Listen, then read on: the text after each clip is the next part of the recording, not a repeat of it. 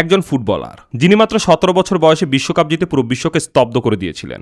একজন খেলোয়াড় যিনি 3টি বিশ্বকাপ জয়ের অনন্য রেকর্ড গড়েছিলেন, যা আজও কেউ ভাঙতে পারেনি। তিনি হলেন ফুটবলের রাজা পেলে। 23 অক্টোবর 1940 ব্রাজিলের মিনাস জেরাইস অঙ্গরাজ্যের ছোট্ট শহর ত্রেস কোরাসোইসে জন্মগ্রহণ করেন এডসন আরান্তেস দো নাসিমন্তো পেলে। কিন্তু পৃথিবী তাকে চিনেছে পেলে নামেই। তার পরিবার ছিল অত্যন্ত দরিদ্র।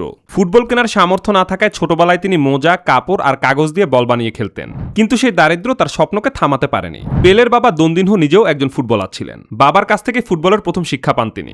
অল্প বয়সে তার অসাধারণ প্রতিভা নজরে আসে স্থানীয় কোচদের। মাত্র 15 বছর বয়সে তিনি সান্তোস এফসির হয়ে পেশাদার ফুটবল শুরু করেন আর প্রথম মৌসুমে গোলের বন্যা বইয়ে দেন। 1958 সালের বিশ্বকাপ ছিল পেলের জীবনের মোড় ঘুরিয়ে দেওয়া মুহূর্ত। সুইডেনে অনুষ্ঠিত সেই টুর্নামেন্টে মাত্র 17 বছর বয়সী কিশোর পেলে বিশ্বকে চমকে দেন।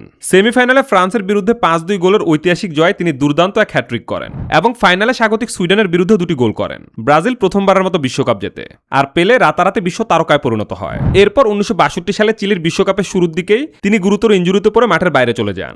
মাঠের লড়াইয়ে সরাসরি অবদান রাখতে না পারলেও বিশ্বজয়ী স্কোয়াডের সদস্য হিসেবে তিনি ক্যারিয়ারের দ্বিতীয় বিশ্বকাপ মেডেলটি পান।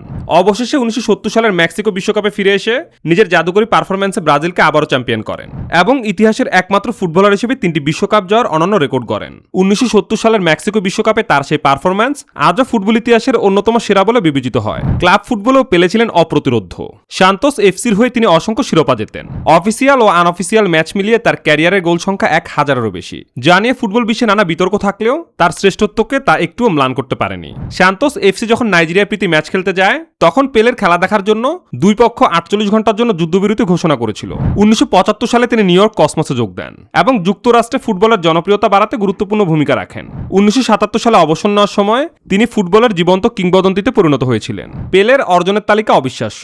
3টি বিশ্বকাপ, 1000-এরও বেশি ক্যারিয়ার গোল, শত শত ব্যক্তিগত পুরস্কার এবং কোটি কোটি ভক্তের ভালোবাসা। 2000 সালে ফিফা সাধারণ মানুষ ও বিশেষজ্ঞদের ভোটের জটিল সমীকরণে তাকে আর্জেন্টিনার কিংবদন্তি দিয়েগো ম্যারাডোনার সাথে যৌথভাবে শতাব্দীর সেরা খেলোয়াড় হিসেবে স্বীকৃতি দেয়। 2022 সালের 29 ডিসেম্বর পেলে পৃথিবীকে বিদায় জানান। কিন্তু তিনি শুধু একজন ফুটবলার ছিলেন না, তিনি ছিলেন ফুটবলের প্রতীক।